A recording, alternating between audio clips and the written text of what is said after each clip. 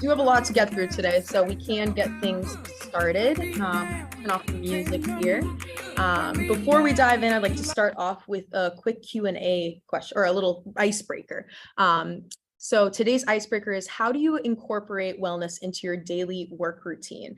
You can go ahead and throw your response in the chat box. I know here at Wellable, we're lucky enough to have standing desks and treadmill desks, making it really easy to incorporate wellness into our daily work routines while we're here.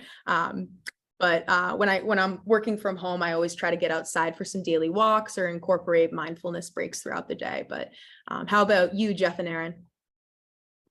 Yeah, for me, when the weather's nice, I like to go outside. I've got my dog here joining me on this webinar, so I like to go outside, just do a quick walk around the block, and if it's nice and sunny, just even sit outside and take a couple of those rays in. How about you, Geoff? Yeah, I love that. That's great. I think for me, social wellness is always something I'm trying to think more and more about, especially when you can kind of get caught up in the rhythm of the workday, and before you know it, maybe you haven't had a chance to, sit down and grab a coffee with someone or lunch or go for a walk. So, trying to always incorporate something like that, even, if it is virtual, maybe you do just more of a casual one-on-one with somebody from the team. I think that just gives you a different kind of boost. Although I love the walking is certainly important too. A lot of activity here going on in the chat. We actually had a couple people come in and say group walking during the day. So they're kind of right in line with what Geoff said. And someone else schedules daily wellness check-ins with their teams, which I think is super cool. Nice. Love that. Stairs. There you go. Yeah. That's such an easy way just to get a couple extra steps and exercise in. Take the stairs, or if you're going to the grocery store, just park a little bit further and just walk that extra distance. You don't need to always park so close. There's something satisfying about getting that close parking spot, though. But it's a good point, Aaron. That's also true. Yeah, there is some sort of satisfaction about parking really close with a pull through. It needs to be a pull through. That's right. I gotta have the pull through. Wow. Oh, I see someone teaches Zumba class during their break. That's awesome. Wow. But yeah, love to see the participation there. Thank you all for navigating that chat box, and please feel free to use the chat box or Q&A function throughout today's webinar if you have any questions or comments. Preferably use the Q&A function if you want your questions saved for the Q&A portion of today's webinar. That way I can organize it a bit better on my side. But now for some short intros. So starting off by introducing myself quickly, I'm the marketing campaign manager here at Wellable. I'm a holistic health and wellness advocate working to empower organizations to build healthy, productive workforces that want to show up every day. And I organize and moderate our Wellable Labs webinar series. Today's webinar is being hosted by Wellable Labs, Wellable's free thought leadership resource dedicated to advancing human capital management. Wellable Labs is a sub-branch of Wellable, our award-winning employee wellness platform and services company. And we are joined today by Bucketlist Rewards, your go-to employee recognition and rewards partner. And we are super excited to be joined by Bucketlist Rewards culture advocate, Aaron, as well as Wellable's Chief Growth Officer, Geoff. We're so delighted to have you both with us today, and we're really excited to learn from you both. Thanks, Nicole. Yeah, of course. Last but not least, moving on to our agenda and some general housekeeping items before we get the ball officially rolling into today's topic. Today's agenda, I'll be passing it off to our speakers next for some personal introductions, followed by their webinar content. Then we'll display your SHRM and HRCI credit codes, and before we finish off with a live Q&A. Our goal today is to have you leave with some of the latest thought leadership on employee wellness and engagement trends, and we'll be sending a follow-up email with your SHRM, CI credit codes in a follow-up email no later than next Monday, along with a recording of today's webinar, some resources from our speakers, as well as their contact information in case you're looking to get in touch. All right, that was a lot, but as previously mentioned, we are joined today by two awesome individuals. So let's pass things off to them for today's webinar. Thank you so much for joining again. And with that, the floor is now yours, Geoff and Aaron. Thank you, Nicole. Really appreciate it, and we'll echo that. We're so happy to be partnering with Bucketlist on this. And a little background about myself, as noted earlier, in the Boston area, born and raised New Englander. Actually grew up in Freeport, Maine, but now in the Boston area where Wellable happens to be headquartered. And as Aaron and I were joking about earlier, very proud of our our cities and supporting the teams that are fortunate enough to be in the playoffs right now. So that's why we're donning our hockey sweaters in support of the Bruins and the Leafs in the chase for the cup. So that's a really exciting kind of time for the cities right now, as well as I saw in the chat a lot of other great sports towns that were referenced.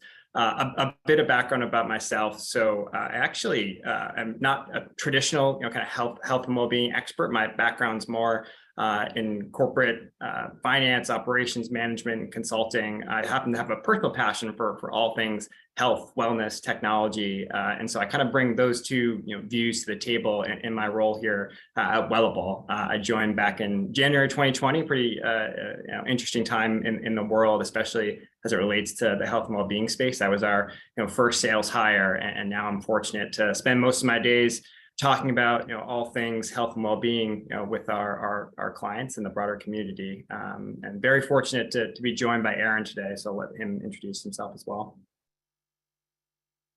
Awesome. Thanks for that, Geoff. So yeah, my name's Aaron. I'm with Bucketlist Rewards here. By day, a cultural advocate at Bucketlist Rewards with 12 plus years of marketing and advertising experience. I consider myself a strong advocate for employee rewards and recognition, and love work cultures built around fun and being yourself. I think that's really important. By night, I am a dad bod, father of 3 who loves playing sports, specifically hockey, and yes, a Leafs fan. So go Leafs, go. I'll continue to plug that as we continue on here, Geoff. Just recently, though, I even had the pleasure of starting my own draft ice hockey league, which has been a lot of fun meeting new people. And yeah, when I'm not playing hockey or spending time with family, you can likely find me playing darts or board games for my collection of over 140 that you can see here in the background. So super happy to be here today. Nice. And yeah, I think it's time to get into a poll here. So let's flip up our first poll question here. So give me a moment while I launch this. There we go. So how important is employee wellness at your organization? So we've got the poll up here and I see some results coming in.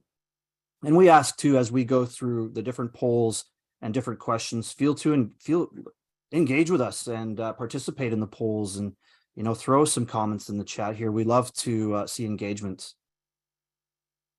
All right, seeing lots of good results here. I see it looks like we're getting super important, a good mix. I would say most here are sitting right around progressing. We have a few initiatives. That's where a majority are landing.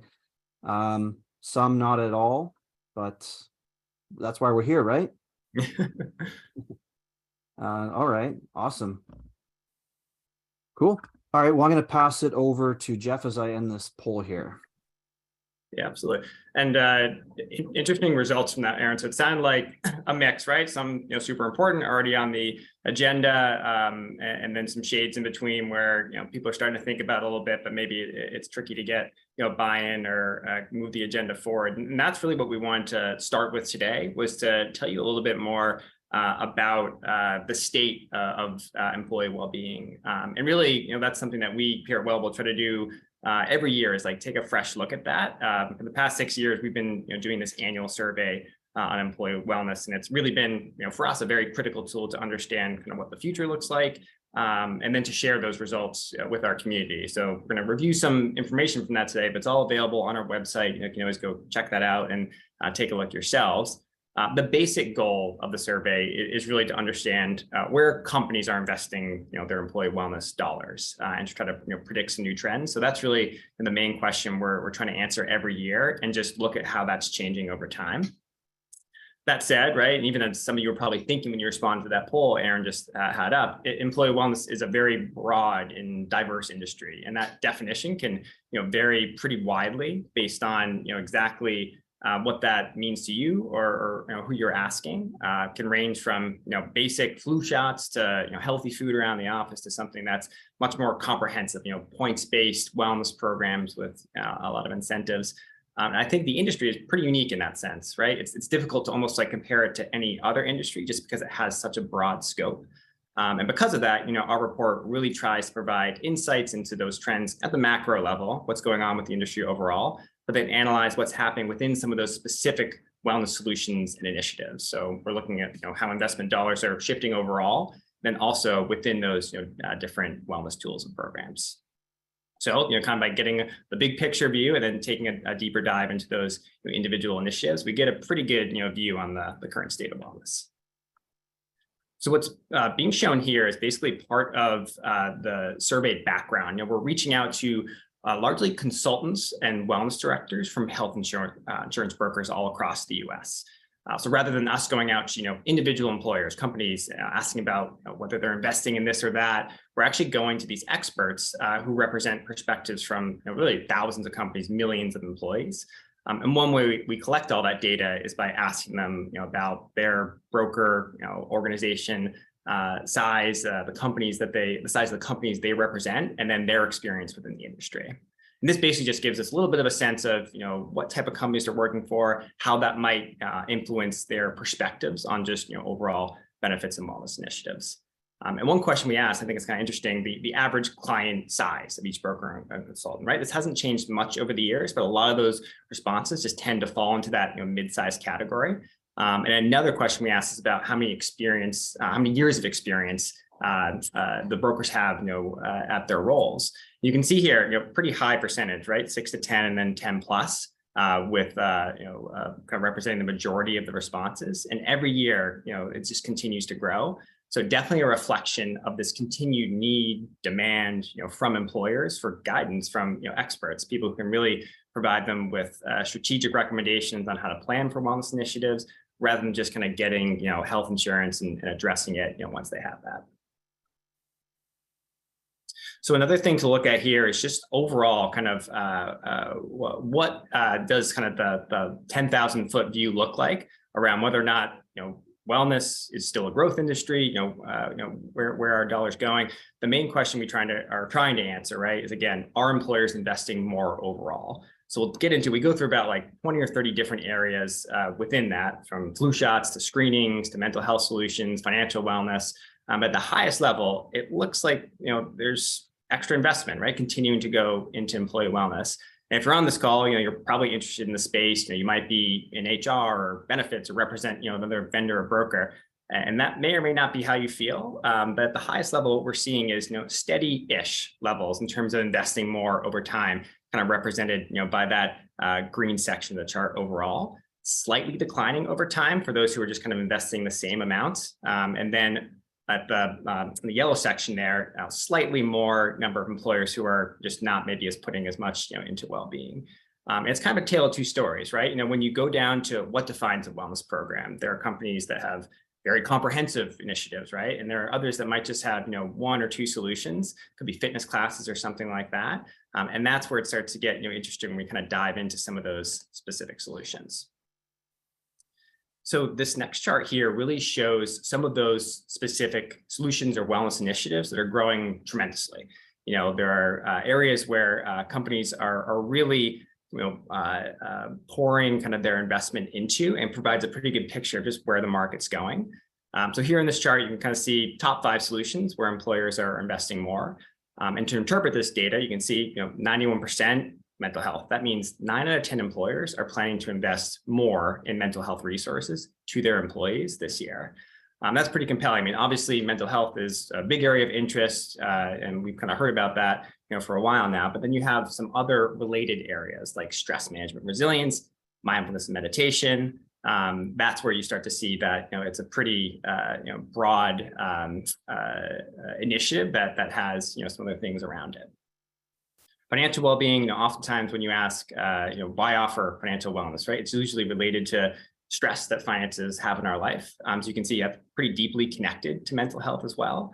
The one kind of outlier here that maybe doesn't fall neatly into this bucket is telemedicine, right? And that's just kind of a reflection that more and more people are adopting solutions that don't require you to always be in person. Common thing is remote work, but if you don't have to physically go to the doctor and kind of get something checked out or prescribed virtually, that can be pretty helpful. All right, so next up, we're going to talk a little bit more about mental health specifically. So we have kind of a comparison here, and it's always been an area of interest. But if you look into this part here, 2020 and beyond, it's definitely become even more of an area of interest, right? And that's largely due to the pandemic, not a surprise there. A lot of stress was put on everyone during that time, but it also came at a period when it became less and less taboo or stigmatized to just talk about mental health in the workplace. You even see, speaking of sports, right, elite performers, sports stars talking about this. Simone Biles withdrawing from the Olympics to focus on her mental health. Kevin Love in the NBA taking a break to look after his mental well-being. It's not to say that you always want it to be addressed like that. Of course, it's better to be a bit more proactive whenever you can, but those types of events are so public and they put it front and center. And it became very clear to all organizations that employees are having trouble, with their mental health. They need resources to address those concerns, but they're not necessarily sure how to talk about it, in the workplace, or really request, those type of resources. So organizations, employers, hearing that loud and clear, and you can see it in the numbers, more and more investment going into mental health. So another area here that I always like to talk about and show, because it's just a bit unique, financial well-being. Similar to mental health, kind of always been an area of interest. You can see here a little drop off during the pandemic, and now it's increasing again. So more and more attention, right, put onto it. The past year or so has just been pretty wild in terms of some of the economic turbulence and uncertainty that we've all felt in some way, shape, or another. Inflation, still in all the major headlines. It's been a concern for employees, and employers are similarly reacting to that, trying to make sure that they're providing folks with the right resources to manage that stress and give them what they need for good financial health. All right, so similar to Rising Stars, in the report, we have this section called Falling Giants, which is kind of a dramatic name, but it's a good representation of basically solutions where the highest percentage of groups, the top 5, are decreasing investments. So really fall into 2 big buckets. One is those on-site solutions, and the other is more like legacy wellness programs. So on-site, right, probably makes intuitive sense. So if companies are fully remote, on-site solutions going to 0, right? So every group that's in that full remote bucket probably going to have a pretty significant shift in terms of how they're investing their health and well-being dollars. For those groups that are hybrid, which probably really relates to maybe the majority of organizations in this day and age, you might have a mix of folks in office, remote. Some people coming in 1 or 2 days a week. But even in this scenario where people are still coming into the office, the value of that on-site service, it's less frequent, there's not as many people attending, it's a bit diminished. So those experiences, those amenities, are just not quite on the same level that they were pre-pandemic, and the investment dollars typically follow. As it relates to some of these legacy solutions, these tend to be the old school, traditional, programs with health risk assessments, biometric screenings, things like that. I recently heard somebody compare the biometric screening to the fax machine, which I thought was kind of like a good analogy. Like, yeah, it's still around at a necessity for some companies, but hopefully on the way out. And that's really it. Slowly over the years, these legacy solutions just tend to lose more favor as companies try to update and modernize their wellness programs. So on-site solutions, I thought we'd just take a quick look at this so you can see a very clear indication of when these solutions start to get less dollars. And then you can see like all kind of around the pandemic, as I noted earlier, really pretty simple. If you can't come into the office, you can't really access those type of benefits. And another thing to note is that convergence, right? You have this hybrid work trend and emphasis from companies just to be more and more focused on offering equitable and accessible benefits. Digital solutions, by and large, right, tend to be a better fit than on-site experiences, just because of the simple fact that they can reach employees everywhere. And then lastly here, I just think it's important to take a quick look at some of those external factors that are influencing how employees or employers are making these types of investment decisions. So this is a nice little spider chart here. It basically just shows what's really moving the needle for them. And you can see it kind of appears to be creating that very comprehensive, compelling benefits plan, managing the cost of benefits, and making sure that employer and employee interests are aligned. No big secret, right? Employee benefits can definitely play a pretty big role in recruiting, more so now than ever. employees are coming to the table, evaluating companies, looking for benefits packages that just go beyond the traditional offerings. And that's a big reason for the kind of why for employers. They're thinking about this, looking strategically on how to allocate those wellness dollars. And it's pretty closely related to that point there around matching employer-employee interests. Very much in the vein of employees trying to employer kind of make sure that they're meeting the needs of employees, but still addressing those kind of core business objectives. So the things I think about most often in this scenario is things like flexible work arrangements, career development opportunities, just other perks, like that kind of align with different employee interests. There has to be balance though, right? I think as much as every benefits team would love to have a blank checkbook, there are realities about how far you can stretch those wellness dollars. And we definitely see companies trying to direct their investment into solutions that they think can really move the needle on both employee and organizational health. So that basically means that you're providing resources, tools that promote good health outcomes, but at the same time, you're achieving maybe lower healthcare costs and overall healthier employees through experiences, through content and communications that are consistent with a really strong culture, something that's built around health, making employees feel connected, to their organization at the same time. So now the question becomes, what do we do with all this information, right? Some great data here. How can you practically apply some of these insights to your own wellness program, benefits design? This slide just basically outlines some of those guiding principles you can kind of think about as you go through the process yourself of either planning a new wellness program or reevaluating your existing one. A few to call out here specifically, I think they're all good in their own right, but one of the biggest barriers to participation that we tend to see at Wellable is just the fact that some of the offerings might not match up closely with the needs of the population, right? And it kind of goes back to what I was just talking about on some of those, factors influencing decisions. The challenge or, the opportunity for employers is to really address that head on. First at the macro level, you're starting with very thoughtful, intentional program and benefit design, but also at the individual level, you're trying to offer a good mix of group-wide offerings, shared experiences with colleagues, maybe it's challenges or classes or team events, and you're pairing that with some just-in-time resources where employees can go pick and choose, some options based on their interests. And that could be things like, content, streaming content, the ability to meet with a coach when they want and really personalize that experience for them. One more principle here, I think it's just important to call out, and I know, Aaron will certainly support me on that. The concept of designing benefits through the lens of building a culture of health and recognition. I'm sure some people have kind of heard the term in the news lately, well-being washing, which is basically you're taking a check the box approach to wellness. This is basically opposite of that. So the idea that you're making thoughtful decisions about all of your business policies and practices, not just those that are overtly wellness related. So again, Aaron, I'm not sure if you had anything you wanted to add there, but that one definitely seemed to resonate with me. Yeah, no, it's a great point too. And I'm going to dive a little bit deeper into this shortly. Nice. Love it. So last but not least, but maybe before I turn it over to you, Aaron, is just like, as we think about practically, right? How do you identify what employees need? I think it's very important just to kind of be aware of the potential here for survey and assessment fatigue. Now more than ever, right? I kind of chatting with folks in HR and some employees themselves about what they're kind of feeling like, and they're getting inundated with some well-intentioned assessments, pulse checks, other surveys. So questions I often hear is like, why do you need this data? What are you going to do with it? What's the intent? I think that's a really key piece of the strategy, making sure you're structuring any sort of survey questions that you're asking in a way that you actually get actionable information. And regardless of the outcomes, right, there's some sort of feedback loop so that employees just feel updated on the results, the decisions that are being made, based on that data.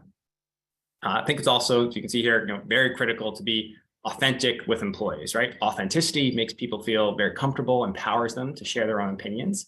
There are a couple alternatives to surveys that we've implemented here at Wellable, and I think have been just super useful in terms of collecting information about, what our employees kind of want and need. The first is a process we call stay interviews. So I think a lot of folks have heard of exit interviews, right? Where an employee is leaving and they conduct an interview and try to gather some information about what wasn't totally right for them and why they're seeking new opportunity. So these stay interviews, which we conduct quarterly with all employees, give us an opportunity to ask some of those types of questions, but with an employee who's still with us. And largely it's a fairly informal conversation, but it does create a space for folks to share some things that they might like to see more of, whether it's out of their relationship with their manager, or career development opportunities, or maybe they're interested in an entirely different field altogether, and there might be an opportunity to support that move internally rather than them looking outside. So the stay interview has been very popular. And we also have something called an AMA forum, where we effectively, at all of our all hands meetings, allow for anonymous questions to be submitted and really challenge, our leadership team on decisions, any questions that an employee might want to ask but might not feel comfortable doing that publicly. And those questions are always addressed, in a timely manner, and I think levels the playing field a little bit in terms of empowering individuals to get answers that they're looking for as well. Yeah. So with that, I think we're gonna take a pause here, turn it over to Aaron. I think he's got some great ideas and strategies for how you can kind of build on that and improve engagement in other ways. Awesome. Thanks for that, Geoff. Really like the idea of stay interviews. I wish more corporations and organizations would implement that. I really like the idea of that. So over the next few slides, I'll be sharing with you 4 practical strategies and tactics for fostering engagement with your wellness program. So strategy number 1, incentivize the desired behavior. And before we get rolling, I'm just curious what all you think are ways that you can incentivize people for participating in your own wellness program. So feel free to share in the chat as I continue to talk. Again, love the engagement here. Incentives are powerful in getting people to engage with workplace programs. I mean, incentives are all around us, right? In and out of the workplace. So we know incentives work. For example, you're all here for many different reasons, right? But one of them is the incentive to join the session for today to earn some credits, right? So that was the incentive here. So why not offer incentives when it comes to health and wellness? It doesn't have to be anything fancy or anything expensive. It can come in the form of recognition. 92% of employees are likely to repeat a specific action if given recognition for it. And if you do decide to offer some sort of reward as an incentive, reward incentives can increase participation by 20 to 40%. It doesn't need to be anything crazy. Just rewarding incentives can increase participation by 20 to 40%. Positive reinforcement for participation in a wellness initiative can help encourage engagement. Recognizing certain behaviors and then rewarding them will shine a light on how people are expected to behave. So, how can you incentivize people participating in your wellness program? You would do that by creating customized and formalized awards to recognize the specific actions or outcomes that you're hoping to achieve. Awards, which are also an incentive, monetary or not, so you don't always need to have monetary value attached to an award, are a great way to create behaviors that you're looking for.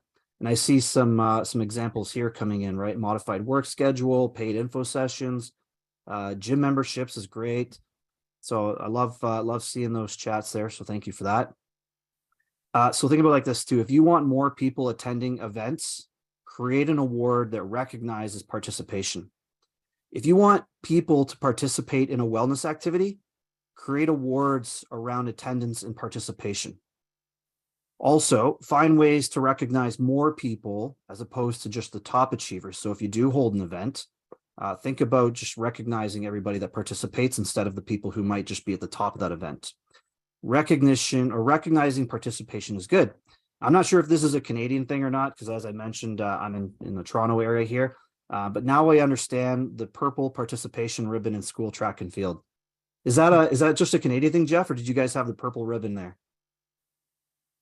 I've always been a blue ribbon guy. I'm not sure about the purple ribbon, but I love it. Love the sound of it.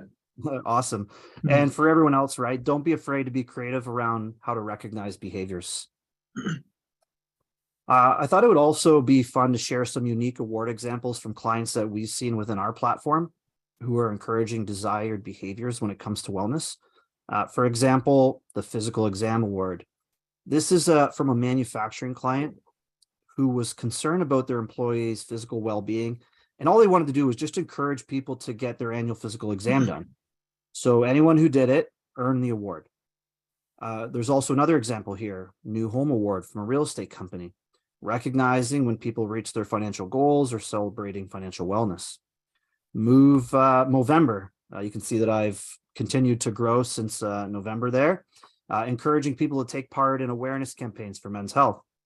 And then also wellness checkpoint award, right? So general wellness award to encompass anything that the team may choose to do during the year as it pertains to wellness. It could be maybe a 5K marathon run or a Tough Mudder. I'm not sure if anyone here has done one of those. For a fun fact, I've done one back when they first started, and I do plan to do another one at some point. Have you ever done one, Geoff? You ever done a Tough Mudder or a Spartan race? No, I haven't. They legitimately look very tough. Like I think that'd be a cool team building exercise, but you got to be up for that. Yeah, you definitely, it's, you know what I like is just seeing everyone come together and help support individuals through some of the challenges there. So if you haven't done a Tough Mudder or one of those things, I would suggest giving it a go. So we're going to move on to strategy number 2 here. Role modeling participation in employee wellness from the top down. And if you're on any kind of social media, I'm sure you've seen this graphic here. And if you've seen the graphic, I'm sure you've probably read the comments. And if you have, you can see that there are a lot of people that often comment about their expectations from their leaders. So what is a leader? A true leader is someone who inspires others to take action, encourages them to strive for excellence. And leaders also lead by example. So again, I'm going to ask for some participation here. I'm curious, for everyone here on this call, do leaders currently participate in your own workplace wellness activities? So feel free to share in the chat. Love to see. Okay, I see some yeses rolling in. No, okay. So there's a good question there already, right? And we'll get to that one a little bit later. When leaders participate, it also provides really good opportunities for general staff to humanize and engage with their leaders. Leaders need to be seen participating in the different campaigns and challenges. Employees with highly engaged leaders are 39% more likely to be engaged. When leaders are also involved, it sets the tone for the importance of the wellness program and encourages others to participate as well. Yeah, I love that slide, Aaron, and the image. And I think it's quite possibly the single most effective thing that you can do for an employee wellness program would be to have like the CEO in some way, engage with the program publicly, whether it's, sending a message out, right, over email or bulletin board or intranet, right, or if it's, commenting on a challenge that's going on, or in some way, like, living the values of the program. That's so meaningful, right? And I think it doesn't cost a thing either, right? It's a totally free exercise that can have a huge impact. And I also see a really interesting point there from Stephanie about middle managers, supervisors not allowing employees to participate, and that's a very good point and unique challenge, right? Because that middle manager level has such a big influence on employee well-being. I think there's a stat I heard recently that a manager can have as big of an impact, if not greater impact, on a person's overall mental health as like their therapist or even like a family member, because they have such a big influence. So empowering middle managers to be able to support individuals in their health and giving them the liberty to allow for breaks or spot rewards or flexibility in policies and practices. That's huge to address that specific concern you just raised, Stephanie. Yeah, good call out there too. And I see some others where managers or leaders are busy with other things, which is fair enough, right? They have a business to run too, but people are part of the business. And I think it's important for leadership to participate in wellness activities and other events that are put on for the general population there. So there are 3 ways that I would like to highlight as ways for leaders to actively role model the importance of employee wellness. As I've already shared, but we'll double down on this. One way leaders can help role model the desired behaviors and get people to engage in wellness programs is to participate themselves. I know that some here have said that that's a challenge, but if you can get them in, there is a big difference here. And actually this shot here is actually an example from Geoff. He's very familiar. Yeah. We were just talking about this the other day, where you're taking part in a program and you're making sure that your team has visibility on it, and you're showing them that you're participating, and through screenshots, sharing your progress on social media, tagging other team members, right? You're acknowledging the achievements of others on the leaderboard, and being clear that this program is something that is important. So yeah, it looks like fun. Where is that photo, by the way? I'm just Yeah, that's actually in New Hampshire. I believe in the White Mountain Range, and I'm still kind of new to the LinkedIn game, but it's very clear, right, through some just kind of trial and error, that it's a fun way to pull people into an experience like this. And it was part of a wellness challenge, right? And summited a mountain, like had a great day outside, and kind of called out some teammates in a fun way to hopefully kind of get their excitement and interest in the initiative going, and got some fun feedback, right? Kind of started a little dialogue from it. And I think the important thing is it has to be authentic and organic wherever possible, right? I mean, if it's forced, if it's contrived in some way, you can typically kind of see through that. So it's about finding champions at every level to fuel that, and it's contagious, right? When you see people engaging authentically and in a way that is really, again, healthy and fun, I think people really feed off that energy. And I think you might be in the running for a new desktop or Windows-based desktop photo there. That's got some Windows desktop vibes going on. I know. I should pitch that directly to Bill, maybe. Yeah. Well, just I'm sure he's a second or third degree connection on LinkedIn. Awesome. Yeah, definitely. So another way that leaders can engage with their people and encourage people to see the importance of wellness is to simply just publicly be outspoken about wellness, in a supportive way.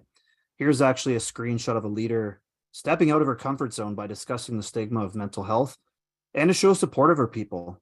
So really, really nice to see this here. And, as we talk about how leaders could get involved, sure, maybe they can't go out for a 5K run or participate in that event, but simply stepping in front of the audience here and discussing things like mental health is one way that leaders can be involved.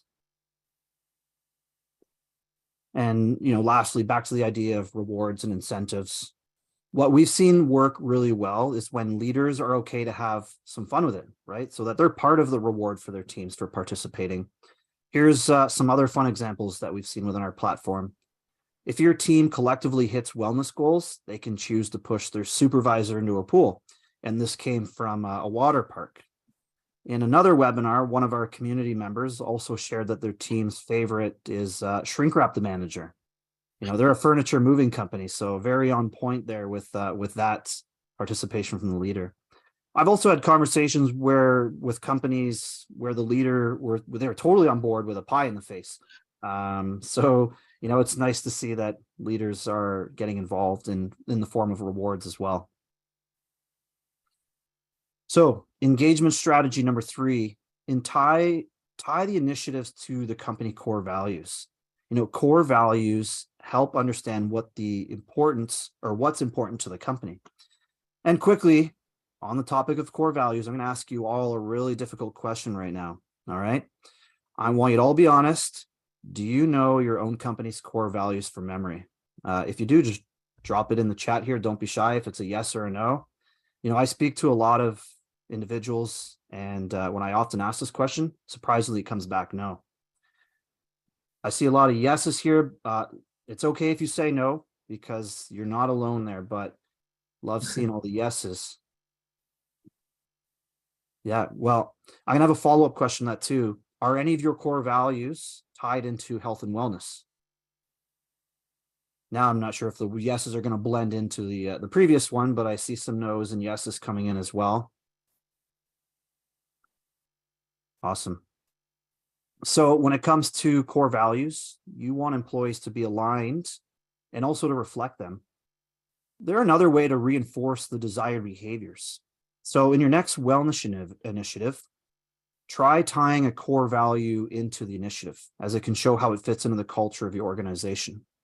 And just a fun fact, 80% of employees felt more engaged when the work they're doing was consistent with the core values and the mission of their organization. And within Bucketlist, within our platform, employees can tag the values with each recognition given. Still see a bunch of yeses and nos coming in. All right. So how do you tie your wellness program in with your existing core values? Well, here's some examples. So one of our core values here at Bucketlist is care for each other, right? Promoting wellness is a way to take care of each other. Lululemon, another brand that most people would be familiar with. Personal responsibility. We have a responsibility to ourselves to pursue wellness, growth, balance, and happiness. And then Storable, this is a nice one here, another client of ours. Be more. Employees don't live to work. They work to live bigger, bolder lives. The company strives to facilitate those enriching experiences outside of work because they believe a life filled with rich and diverse experiences enables them to be more than just employees. And then Geoff, we have your example here from Wellable. Unlock individual and community potential.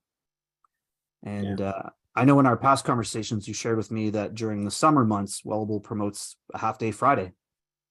We do, absolutely, yeah. It's coming right around the corner. Memorial Day will be here before you know it, but it's it's a good encapsulation of what we're all about. And I just saw in the chat, Heron put it better than I probably could. You're making relationships matter. A group walk or doing Zumba is a great way to build a relationship. That's kind of a practical example of this value, right? We're trying to support and enable our own employees and our clients and their employees to unlock their own individual potential, but you're doing that in a way that it's not a solo journey, right? You're on a walk with others, you're taking a class with others, you're learning from each other. And that's the beautiful part of the community aspect to it. Love it. So, and now for strategy number 4, celebrate achievements of personal wellness goals. Celebrating the achievements of personal wellness goals really helps to solidify the idea that wellness is important to your company's culture. Number 1, encourage conversations around personal wellness goals. Give people the opportunities to share what's important to them. For example, create fitness channels within Slack or Teams or whatever communication channels you have. Facilitate weekly mini huddles where team members, to help keep other team members accountable to achieve their goals. Build a community around it. At Bucketlist, for example, we use a program called Donut. It randomly pairs you with an individual in your company for a 15 or 30-minute chat. Or also another idea is to break your team up into small groups, have them get together every Monday or even a Tuesday for 15 minutes. So it's not a lot of time, but the time's very valuable. And together, have them share personal goals and work goals for the week. And then at the end of the week, have another 15-minute meeting where those same groups of individuals get together and update that group on their progress. Did they accomplish those goals? Right? What were the obstacles around it? What were the challenges, or what led them to accomplishing that goal, right? So that's one way that you can help build a community around this. Number 2, building a community that supports your culture of health and wellness, right? The more that individuals connect, the more that they'll be able to relate and support their peers around health and wellness. And then 3, celebrate the wins together. I'll give you an example here, referencing the Monday chats.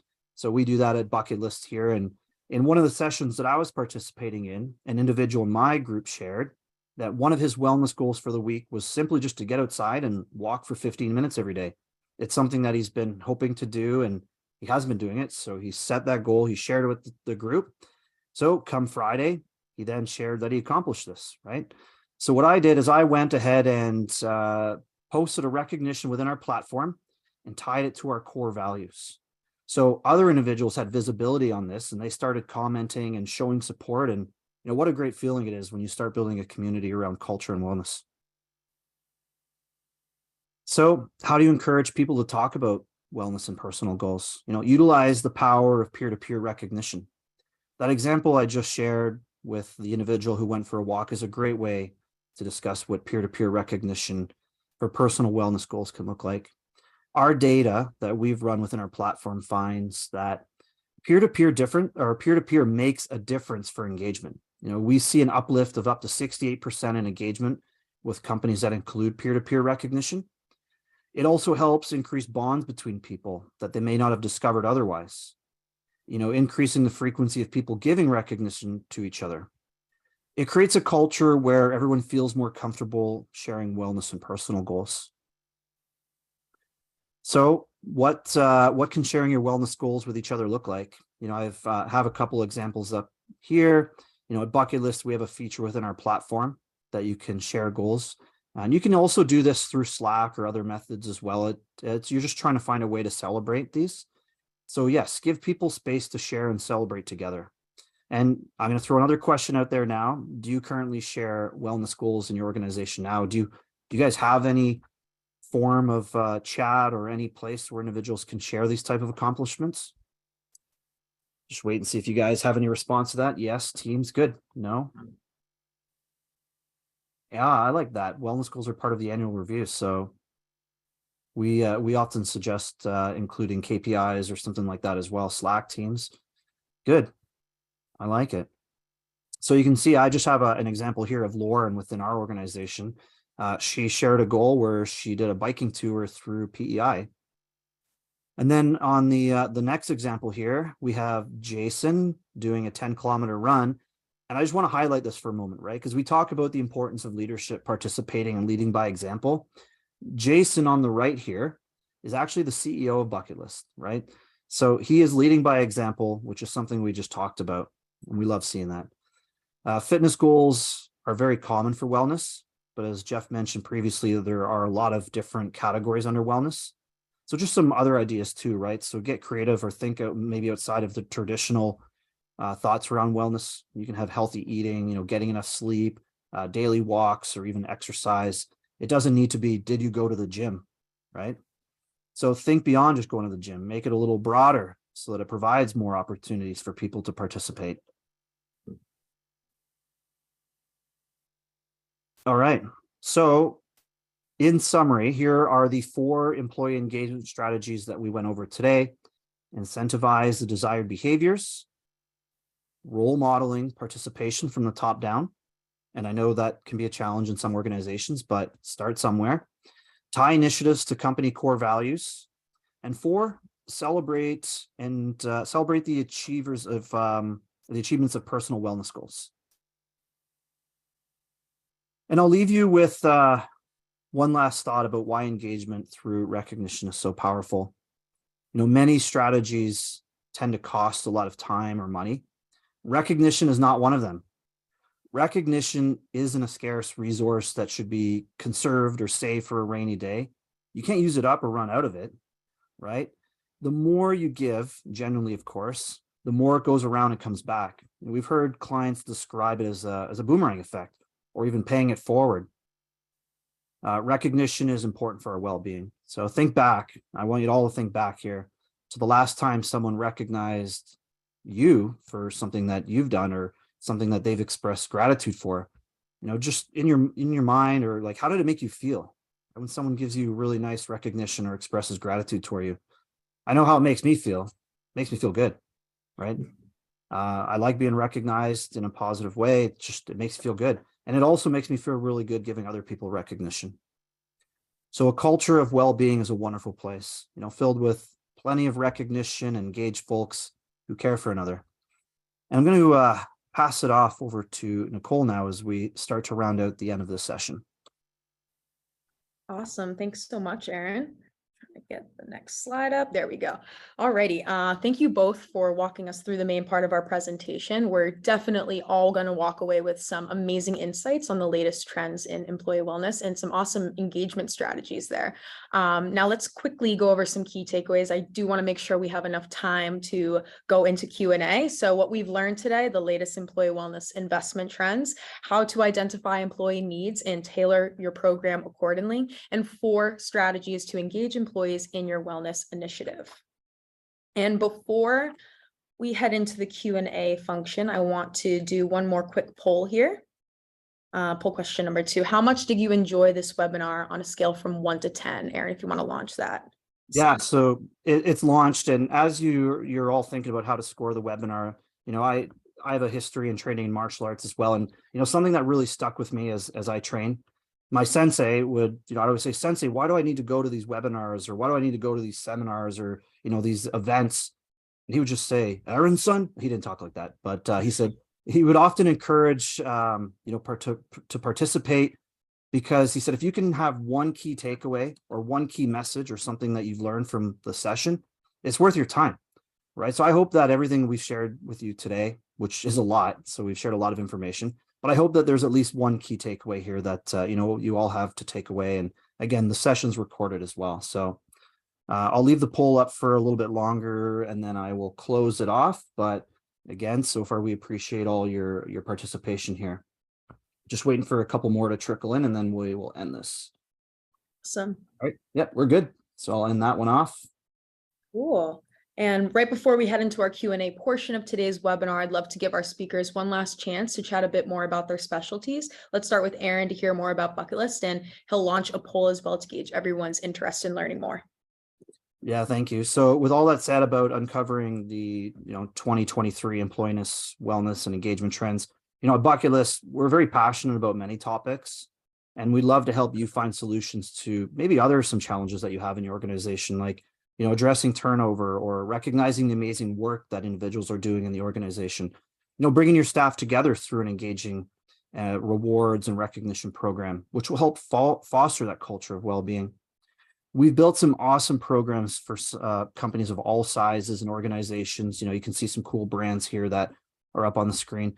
So if you're interested in learning more and perhaps continuing this conversation here, but maybe in a more of a one-on-one setting with either myself or someone else on our team, yeah, let us know.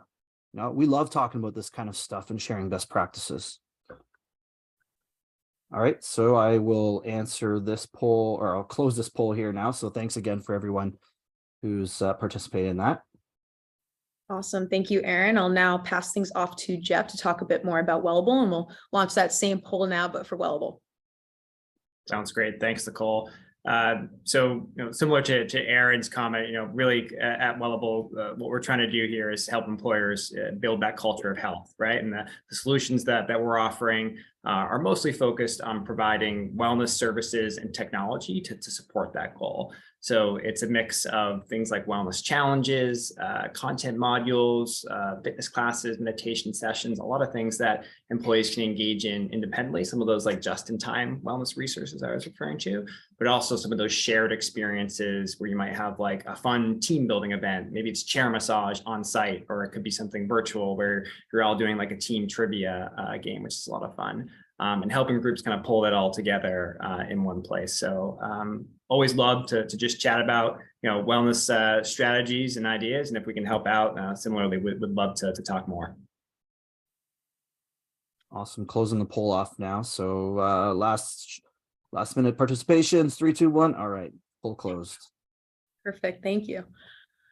All right, so here are your SHRM and HRCI credit codes, which will also be shared in a follow-up email no later than next Monday. So I'll leave this up for just a few more seconds here, but expect it in your follow-up email.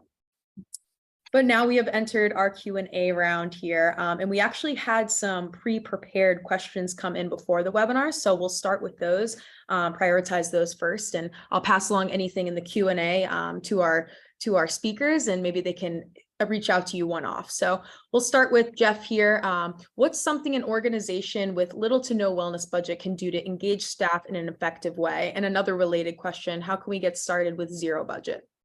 Yeah, great. So it's a great question. And I think it's a very relatable question, right? In the sense that there's a lot of good ideas here, but putting them into action can sometimes require some dollars behind it. We already talked about one strategy, and that's engaging leadership and empowering managers. Two things that are free of charge and can make a world of difference as it relates to getting some momentum around any sort of kernel or new wellness program. And beyond that, I would say take advantage of free resources that are available online, quality free resources. Wellable, Bucketlist, and others. There's a lot of different tools out there, whether it's like a DIY step challenge template, or we have something that sends out like weekly wellness flyers and chat ideas and ways to kind of keep conversations going. So leverage some of those great resources until maybe you've been able to kind of prove out a little bit of a case for adding on more than that. Awesome, great answer, thank you. And Aaron, next question: how do you engage employees that just don't care to be engaged? Yeah, that's a good question too, and it comes up quite a bit.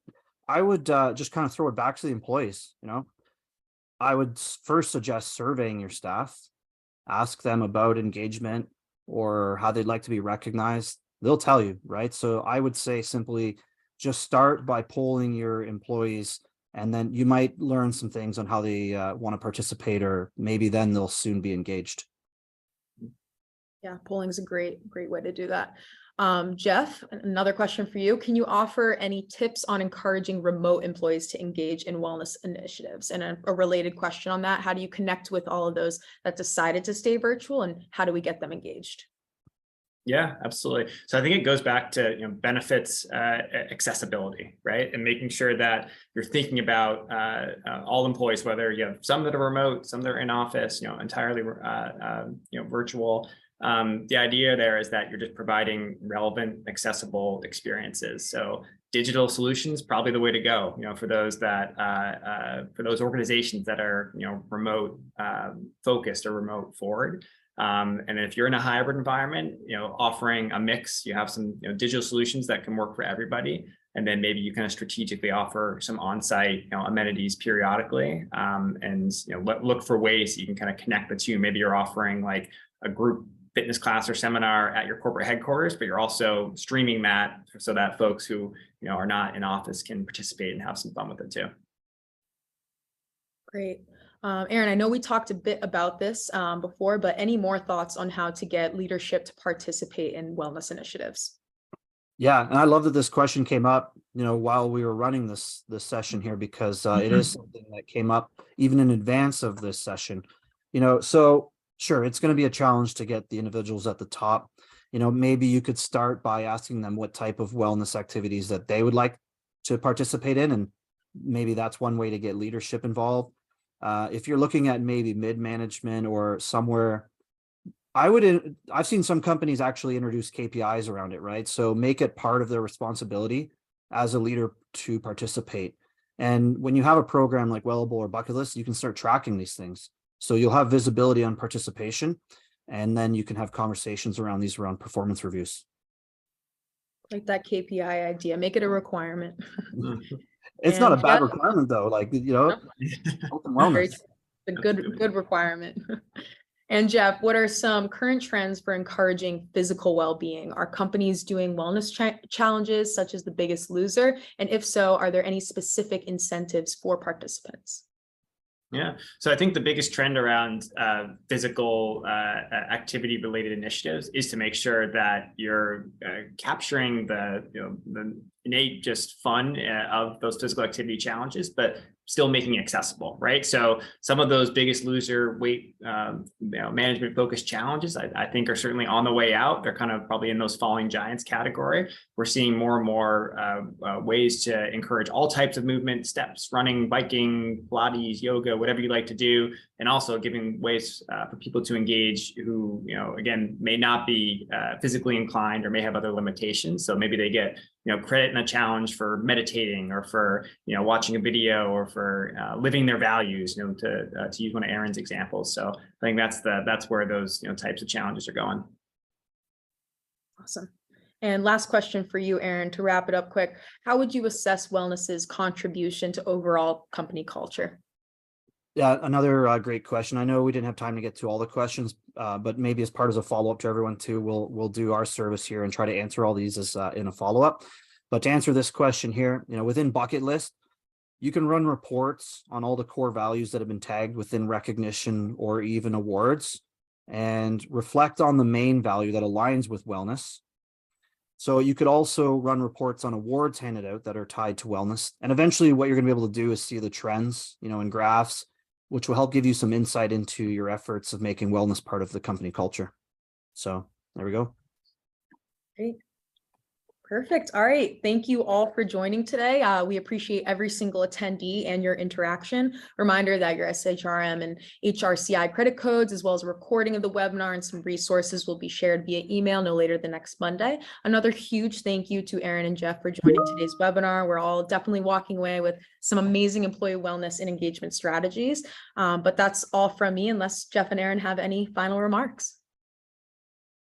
I just want to say thank you to everyone for joining. I know it's taking an hour out of your day to listen to us chat, but it's a really important topic, so we totally appreciate you all being here. And Geoff, a pleasure running through this with you. Nicole, thanks for running the session. Likewise. Thanks so much all for your participation. Go Bees. Go Leafs.